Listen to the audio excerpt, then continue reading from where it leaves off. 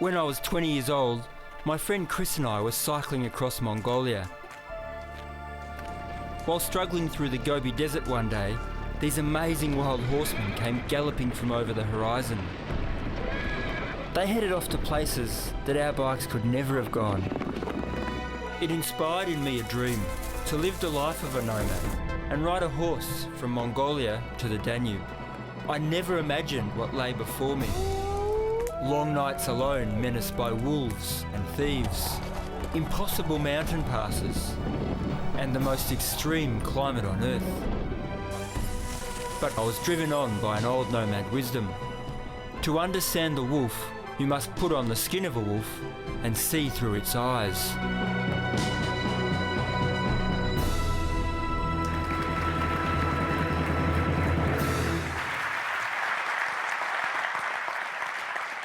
Thanks for having me here tonight. When this photo here was taken, I was in the middle of the Gobi Desert. I was 21 years old, and I think very, very fortunate. This is a place where sand dunes and empty horizons just stretch into the distance. It straddles Mongolia and Inner Mongolia and northern China. At the time, my mate Chris and I were actually riding our bicycles right across Russia, across Siberia, with the aim of reaching Beijing. In fact, when this pic here was taken, there were two main reasons to celebrate. Firstly, we'd just broken our record for consecutive days without a wash, which was something around 26 or 27. We'd in fact turned to this routine of turning our socks inside out and back the other way every few days. But perhaps a lot more important than that, despite the fact that my bicycle had snapped in half for the second time during the journey, the petrol stove had broken, we were collecting dried dung to fuel our cooking. Earlier in that day, we'd encountered nomads for one of the first times, and to see these men and women just appear from nowhere, they would come galloping from over the horizon, they would say hello, tap us on the shoulder, and then head off, it seemed, wherever they pleased. And until this point, for Chris and I, these bikes had been a tool for breaking away in a conventional path in life. But suddenly, Chris and I were just wimpy tourists, pushing our bikes through this land along these predetermined tracks. And these people live in a land that ranges from minus 50 degrees in the wintertime, plus 50 degrees in the summer. And there's often little more than a couple of inches of tent felt insulating them from those extremes. And it left me really wanting to know what it was like to live in this environment. What would it be like to move with the seasons, to be in symbiosis with nature? And when I went home to Australia, I learnt a lot more about the Mongols, and it fascinated me that these same people, using the same skills that we'd witnessed, had ridden out of Asia 800 years ago under Genghis Khan, right across the steppes into Europe, forming what eventually became known, and still is known, as the largest contiguous land empire that's ever been. One day when I was walking the dogs with my mother in rural Victoria, where I grew up, I turned to her and I said, "Mum, I'd like to ride a horse from Hudahorden, which is the capital of the old Mongol Empire, right across the Eurasian steppe to the Danube River in Hungary." This journey would not only take me to the western fringe of the Mongol Empire, but it was also, more importantly, taking me to the very western edge of the Eurasian steppe, because the Mongols are just one of many, many nomad empires that have been living and migrating across this vast space ever since the domestication of the horse took place around about 5,500 years ago. So fast forward about 4 years, I didn't set off entirely alone. I met Catherine, my girlfriend at the time, after I had committed to the journey, and she decided she would come along with me for the first 2 months, and then she would return to her job as a teacher in Germany and rejoin me in her school holidays. That didn't happen. In the end, she developed Cushing's syndrome, which involved having a tumour removed from her brain. We broke up, and by the time I reached Hungary, she was in fact married. Not to me, of course. My journey didn't actually begin very well. I heard this terrible neighing from my horse, and so I ran into the dark and just discovered probably the worst thing possible. 2 horses were gone. Come back! And I could even hear them in the distance. That didn't work. obviously. This is a bell that the equine vet in Western Australia had advised me to put on the horses at night so that when the thieves approached, the bell would ring as the horses became nervous. And then, of course, I'd wake up and have time to rescue them. In reality, what had happened is that the sound of the bell ringing while the horses grazed had simply led the thieves to the camp in the dark. And they'd slipped it off and run away. So I headed off on my last remaining horse. I'd bought 3 originally. I began to lose hope until I sighted this big herd that came over a hill, and sure enough, at the tail end of it were my horses. And a herder came up to me and he said, "Well, they came to me themselves. You must have tied them really badly." The halters were gone, the hobbles were missing, but it didn't really matter. This guy took me back to his home and he introduced me to his family. We feasted on some fermented mare's milk. He slaughtered a goat. It could have been these guys who stole my horses in the end. And there's this wonderful law also in Kazakhstan called barimta. And barimta is that those who are offended have the right to steal the horse back if they're good enough. In fact, you can steal their cattle, you can even steal the wife of the thief if you're good enough. And there was this one occasion about 6 months later in Kazakhstan when I was riding along a very remote industrial railway and I came across a railway siding with some fairly rough track workers, and one of them approached me and he said that there was someone coming from the village that night to steal my horses. And I brushed it off. I told him it was impossible. I'd been in wilderness for a week. No one could know I was here. Sure enough, 2 o'clock in the morning, there's all this banging and crashing going on. I leapt out of the tent. My backpack's 10 metres from the tent. I see this silhouette stumbling into the distance in the dark. What had happened is this guy had grabbed my backpack, leapt on and galloped off. What he didn't realise is that the horse was still tied up. And it was tied up with the front of the lower leg of the horse, and so the horse had somersaulted, he'd been thrown off and been concussed. I managed to get some of these other track workers from the railway siding. We caught the guy, brought him back, and of course it was the same guy who'd warned me about thieves earlier on. They said to me, "There's only one thing to do in this situation, Tim, and that's to drink vodka." They did that, and the thief tried to steal my horse again. In the morning, he gave my hobbles back that he'd stolen, and he joked and he said to me, "Tim, you've got your horse back. However, you haven't stolen my wife. Please steal my wife and take her all the way to Hungary." And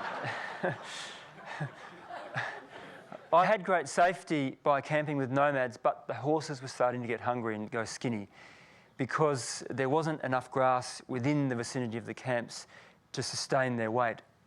So I had no choice but to start moving back out into the wilderness, where of course there was plenty of grass for the horses, but it always felt somehow as if the land had eyes. It's about 4 o'clock in the morning, and suddenly there's this incredible howling. It sounds like there are hundreds of wolves. The danger wasn't that they would attack me, but that they would take down my horses that were conveniently tied and hobbled around the camp. In retrospect, Mongolia really was the honeymoon of this journey. It was 4.5 months of gaily riding through summer temperatures, green grass, lots of nomads there to help when things went wrong. However, when I arrived on the border with Kazakhstan, it was a very different story. Winter was on our heels. It's a much bigger place than Mongolia. My first job was to buy horses. Unfortunately, I couldn't take my Mongolian mounts out of the country. They're considered national treasures there. Fortunately, I was offered to buy this horse, Ogonyok, and he was this big, strong 5-year-old gelding. What I didn't realise at the time, however, was that he was also such a jumpy, paranoid animal that he would sometimes bolt and run away at the sound of his own flatulence. But fortunately, I was also offered to buy this horse, Tascanier, and he was this 12-year-old workhorse. He was like a bitter, disciplined old man. I could tell that he was a leader, that he would keep the other horses in line. And what I didn't know at this stage is that it was these 2 heroic horses that would indeed carry me all the way to the Danube. And it's not hard to understand why in the past on the steppe, people were always buried with their best mounts, because the horse literally carries people into life in the steppe, through life, and then they hope off into the afterlife. There's 2 metres of snow up here in eastern Kazakhstan in winter. If I don't move, I'm going to be stuck here till March. But it's just bloody hard. The fingers just get totally frozen tying up the saddles, and the tent's just covered in rime and frost. I was fortunate enough to be joined by a man called Asset during the first 10 days into winter. And at the end of those 10 days, he said to me, "Tim, you definitely need a friend on this long journey to Hungary. You need someone to keep you warm at night in the tent, and most importantly, someone to protect you from the wolves." And that's when he gave me Tigan. And Tigan was this scrawny little 6-month pup. I was fairly sure that he was a liability, that in fact he wouldn't survive more than a couple of weeks. Tigan, come on. Come on, mate.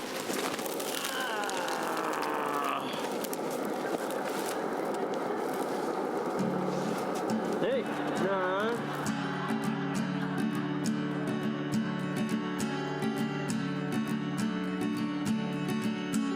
Tigan, no, boy.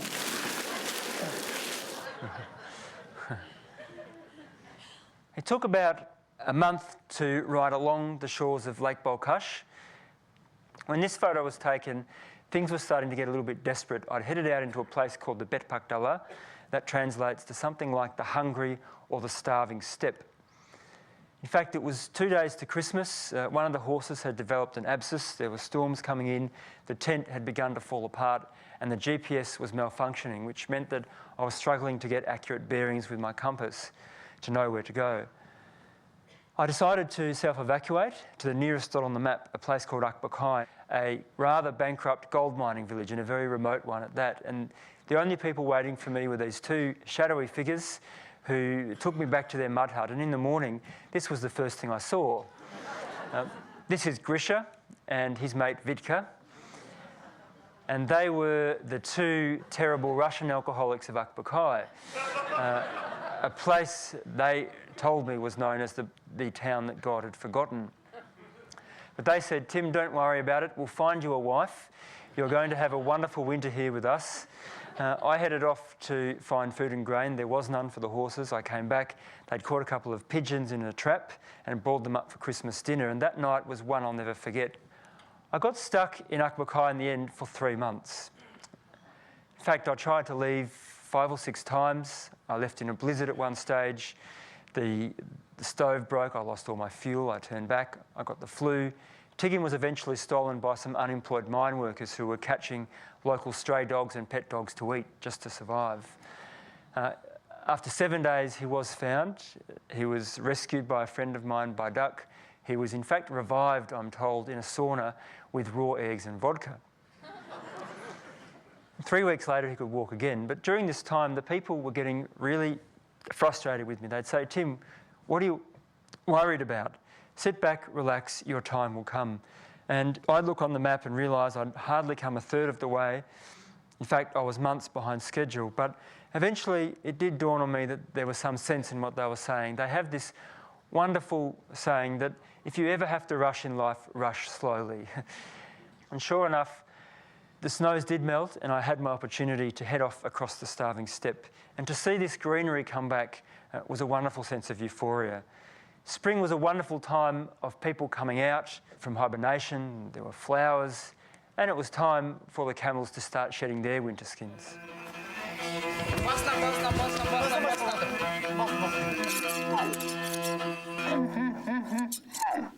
They used the wool of the camel to make their winter clothing.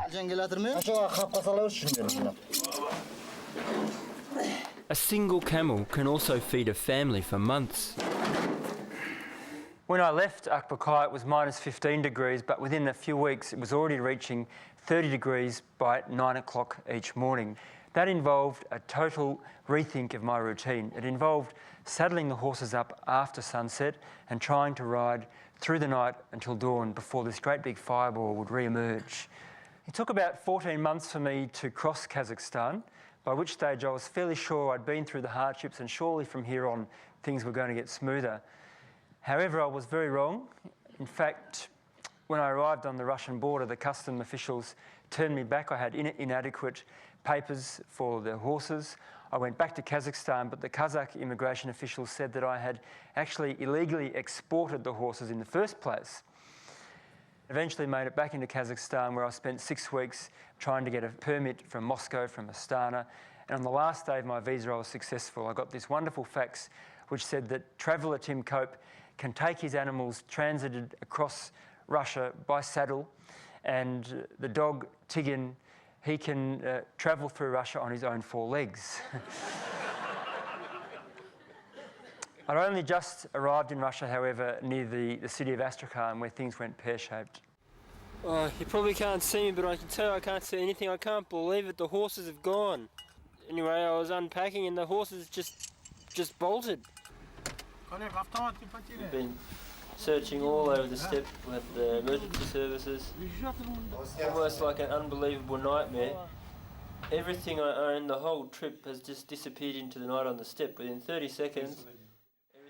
I employed the local police, the rescue services to help me. However, the searching was to no avail. I went back to the police station to spend the night. But then at 6 o'clock in the morning, one of the officers came to me, shook me, he said, "Tim, I know we're going to find them now. I've had a dream that I went fishing and I caught a red fish, a black fish and a grey fish, the same colour as your 3 horses." Sure enough, we got back in his car, we headed back out to this old Russian Air Force base and picked up the trail of all my gear that had been falling off bit by bit. And at the very tail end of that, there was Ogonyok. He'd lost one pack box, the other one was swung around under his tummy. He couldn't move forward or back. The officer walked up with his great big machine gun over his shoulder and planted a kiss on Ogonyok's nose. But it took me about 6 months to get through Russia, by which stage it felt as if we'd finally made it somewhere. Made it to the Azov Sea. First time on the horses I've seen the sea since I began, almost 2 years ago. Tigin, by this point of the trip, had become the leader and I was merely the accomplice. He was so spoiled that he would no longer accept bread from strangers unless it had cream and jam on it. In fact, there were times when he did cause me angst, though. Tigin! Ma!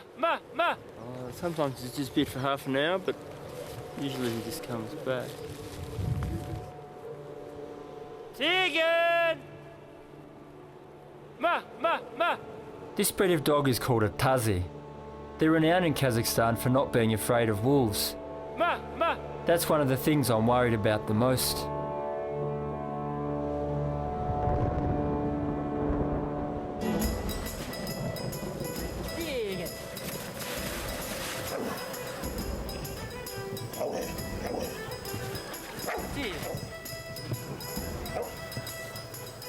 I can't begin to explain how much he means to me now.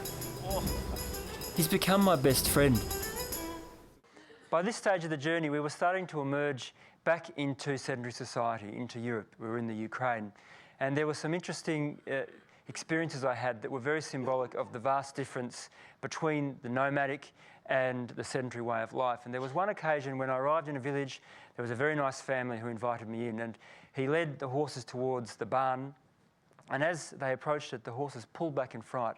They wouldn't go past the front gate. And this man turned to me and he said, "Your poor horses, they've been outside for so long that they've forgotten what a stable is." And of course I had to turn around and tell him that that my horses had never been in a stable in their life. And if you don't mind, I'd just like to read you one paragraph from my book about what I thought about that experience. It was difficult to explain to Collier that to my horses, his stables would have appeared more prison than refuge. Even more difficult to get across would have been that to me, the stable symbolised the greatest difference between nomads and the sedentary society. While nomads adapt their lives to the needs of their animals, migrating from pasture to pasture in symbiosis with nature, sedentary beings tend to control their animals and an environment for their own convenience. In a similar vein, I felt it ironic that many times on my own journey, people had pitied me for living out in the elements. The truth was that after being so long on this journey, I found it hard to imagine living in a town or a village, let alone a four-wall dwelling in a city. So finally, Tegan and I were looking down from the Carpathians to the plains of Hungary, a country that had been more fairy tale than truth until now. And after a 6-week battle on the border with bureaucracy, we got across. And to be welcomed by these people was a wonderful experience.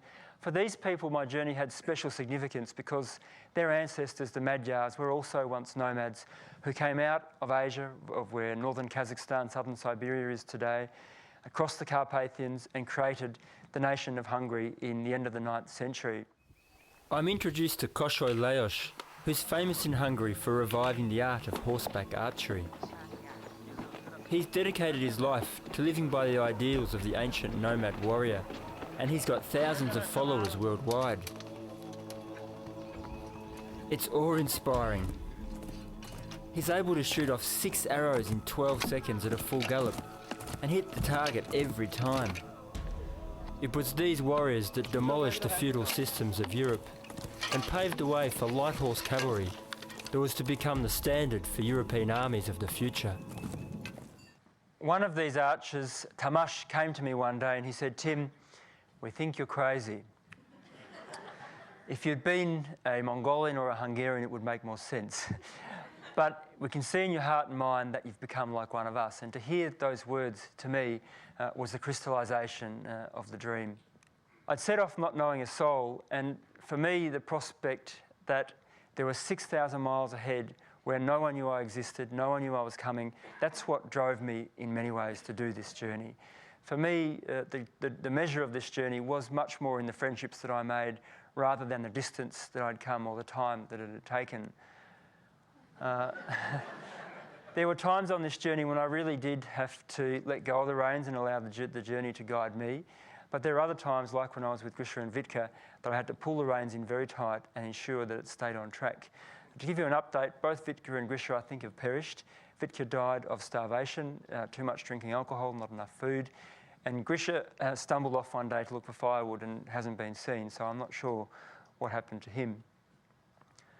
On another more personal note about people, when I was riding along in about 3/4 of the way through my journey in my 3rd winter in Ukraine, there was this beeping that came in my backpack. I stopped, there was a message on my phone to call home, and that's when I discovered that my father, unfortunately, had been killed in a car accident that day. And the journey just stopped for me right then, and I left the horses in a village. I was home within 3 days. As the oldest of 4 kids, it was the biggest thing that any of us had ever had to deal with. Suddenly it felt as if the ceiling on all of us had gone, and ironically, life felt much more fragile now than it ever had out there on the steppe. 4 months passed, and I had to make a decision really about whether to abandon my family in Australia and feeling as if I'd done so too early, or risk losing my family back in the Ukraine, my horses and Tigan. I did go back, and by the time I'd reached the end, I was looking forward to going home and really savouring my time among family and friends. I began planning this journey with real naivety. In fact, I got an Excel spreadsheet out. I figured that if I did 20 kilometres a day, 5 days a week, then I'd make it to Hungary in 16 months, add on a couple of months for holidays, and there I had my trip. 3.5 years had now passed since I set out, and that was the success of this journey, to remain flexible, to allow the journey to take as long as it was going to take. And finally, it was as if the Danube was looking back at me to say, "Well, Tim, I've been here all along, what took you all that time?" And it's true that in the modern era, you can fly from one corner of the earth to another in a day, but it's not the point.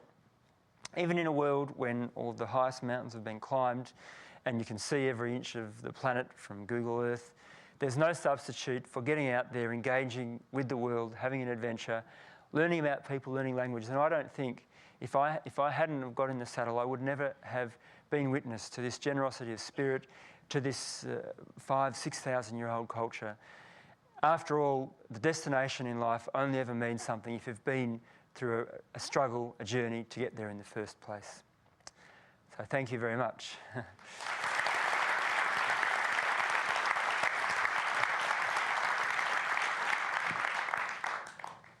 We're running probably a little bit short on time, but we've got mics in the audience down here, so if I could ask you not to speak until the microphone reaches you. So this boy down the front, it's possible. What occurred to the horses and to Tiggin once the journey ended?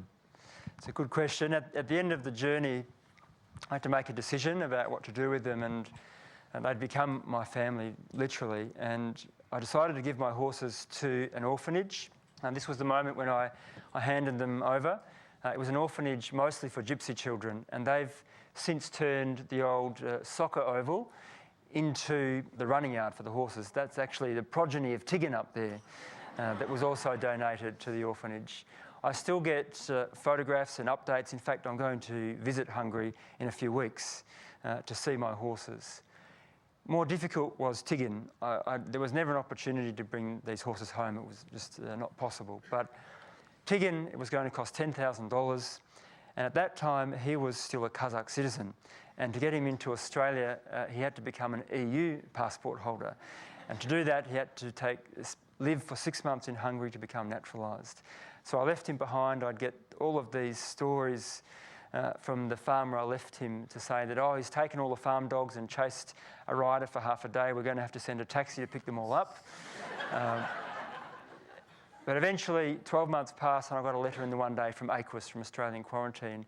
And it was a letter to say that I did have a permit, but I then had to raise $10,000 before it expired. I was in Western Australia.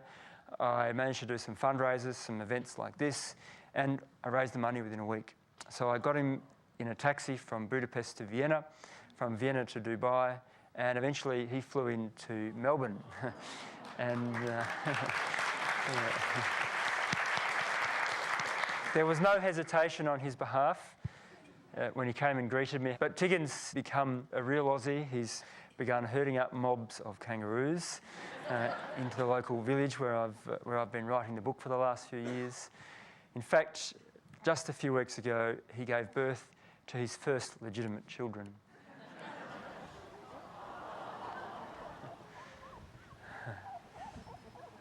That's the mother, and she's a Saluki. In a moment, you'll see the reluctant father just walk on by. There he goes.